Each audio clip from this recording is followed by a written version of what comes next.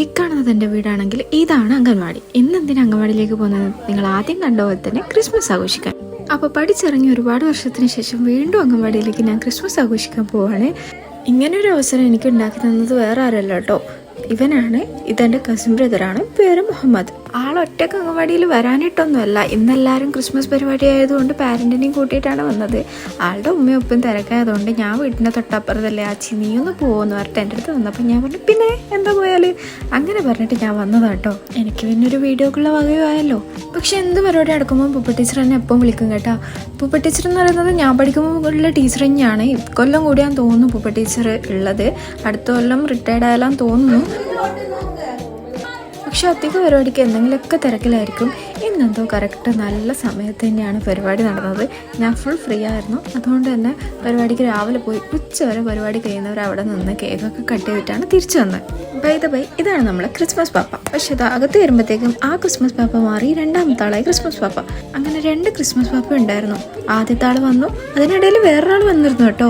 അയാൾ വന്നിട്ട് ഞാൻ ക്രിസ്മസ് പാപ്പയാവാന്നും പറഞ്ഞു. ഡ്രസ്സൊക്കെ കൊടുത്തപ്പോൾ ഇട്ട് നോക്കി, ചൂടെടുക്കുന്നു പറഞ്ഞ് അവിടെ വെച്ച് പോയി. അപ്പോഴൊക്കെ നമ്മൾ കേക്ക് എത്തിയത് കട്ടൊക്കെ ചെയ്തു കേട്ടോ. പിന്നെ ഈ കേക്ക് കട്ടിയില്ലെന്ന് പറയുമ്പോൾ അതും ഭയങ്കര ടാസ്ക് ആയിരുന്നു. കാരണം പിള്ളേരല്ലേ, അവർക്ക് കേക്ക് പെട്ടെന്ന് കഴിക്കണം. നമുക്കാണെങ്കിൽ ഫോട്ടോ എടുക്കണം, വീഡിയോ എടുക്കണം, അതിലൊന്നും അവർ നിൽക്കുന്നുണ്ടായിരുന്നില്ല. പിന്നെ ക്രിസ്മസ് പപ്പനെ കൊണ്ട് കേക്ക് കട്ട് ചെയ്യുമ്പോൾ അത് മറ്റു കുട്ടികൾക്ക് പ്രശ്നമായി. അങ്ങനെ ഒരുപാട് പ്രശ്നത്തിൽ എങ്ങനെയൊക്കെയോ നമ്മൾ ടീച്ചർ സെറ്റ് ചെയ്തു. ക്രിസ്മസ് പപ്പ പിന്നെയും കരയുന്നുണ്ടായിരുന്നു, അവന് വീണ്ടും കേക്ക് കട്ട് ചെയ്യണമെന്ന് പറഞ്ഞിട്ട്. അതിനിടയിൽ എൻ്റെ മമ്മതും കേക്ക് കട്ട് ചെയ്യണമെന്ന് പറഞ്ഞിട്ട് ഞാൻ അവൻ്റെ കൈ പിടിച്ചിട്ട് അവനിക്ക് തന്നെ കൊടുത്ത കഷ്ണം ഒന്ന് കട്ട് ചെയ്യിപ്പിച്ചു. അത് കഴിഞ്ഞ് ഗിഫ്റ്റിംഗ് പരിപാടിയായിരുന്നു. അതായിരുന്നു ശരിക്കും അടുത്ത കുലുമാലി. കാരണം എല്ലാവർക്കും അവനവൻ്റെ കയ്യിലുള്ള ഗിഫ്റ്റ് മതി. ഇത് മറ്റേയാൾക്ക് കൊടുത്തിട്ട് അയാൾ തരുന്ന വാങ്ങുന്ന പറയുമ്പോൾ എനിക്കത് വേണ്ട, എനിക്ക് എൻ്റെ തന്നെ വേണം എന്ന് പറഞ്ഞിട്ട് അതായിരുന്നു കുഴപ്പം. ചില കുട്ടികൾക്കാണെങ്കിൽ അതും വേണം ഇതും വേണം, അങ്ങനെ ഒരു കുഴപ്പം. അവർ കുട്ടികളല്ല, അവർക്കറിയില്ലല്ലോ ഇത് ഗിഫ്റ്റിംഗ് ആണ്, ഞാനിത് മറ്റേയാൾക്ക് കൊടുക്കുന്നതാണെന്നൊന്നും. എനിക്ക് തോന്നി എന്താണെന്ന് വെച്ച് കഴിഞ്ഞാൽ പാരൻസ് വീട്ടിൽ നിന്ന് ഇതൊക്കെ പ്ലാൻ ചെയ്തിട്ട് കുട്ടീനെ അറിയിക്കാണ്ട് വന്നിട്ട് അവിടുന്ന് കുട്ടി ഗിഫ്റ്റ് കൊടുക്കുന്ന സമയത്ത് ഓരോ കുട്ടിയുടെയും കയ്യിൽ കൊടുത്തിട്ട് അപ്പാടത് മറ്റേ കുട്ടിക്ക് കൊടുക്കുകയാണെങ്കിൽ മറ്റേ കുട്ടിക്ക് പെട്ടെന്നൊരു ഗിഫ്റ്റ് കിട്ടുക ചെയ്യുന്നത്. അപ്പം അതൊരു നല്ലൊരു തീരുമാനമായിരിക്കും എന്ന് എനിക്ക് തോന്നി.